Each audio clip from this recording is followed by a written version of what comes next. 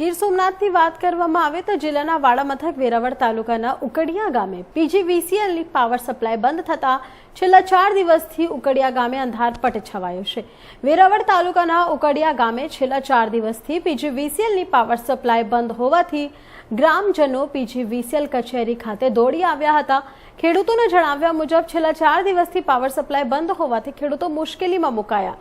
અચાનક power supply બંધ થતા ખેડૂતોને ઊભો પાક બળી જવાની ભીતિ સેવાઈ રહી છે।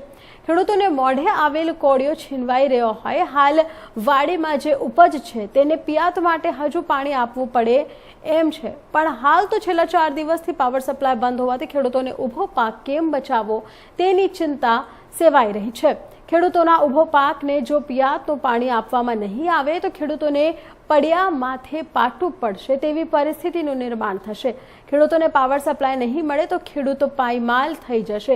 ખેડૂતો પીજીવીસીએલ કચેરીમાં કોને ફરિયાદ કરી તે મંજુવાડમાં છે અને કચેરીએ આવ્યો તો કોઈક અધિકારીઓ હોતા નથી, જેથી ખેડૂતો ફરિયાદ કરે તો કોને કરે તેવી પરિસ્થિતિ નિર્માણ પામી છે।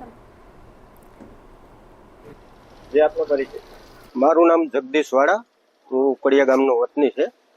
આજે છેલ્લા 10 દિવસથી ખેડૂત લોકો હેરાન થાય છે લાઇટ બાબતમાં। એમાં અમારું ઉકડિયા ફીડર છે, એજી ફીડર, એમાં 10 ગામ આવે છે ટોટલ। તો એમાં આજે છેલ્લા 5 દિવસમાં ફક્ત 2 કલાક 3 ફેઝ લાઇટ આવી છે। એ આપનો પરિચય?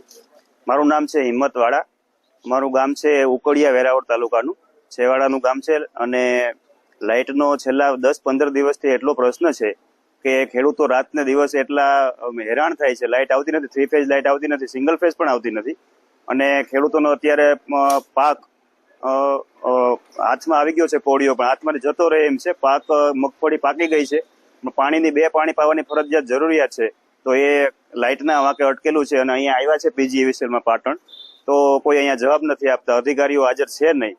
અમે જઈએ છીએ અત્યારે ડિવિઝનમાં।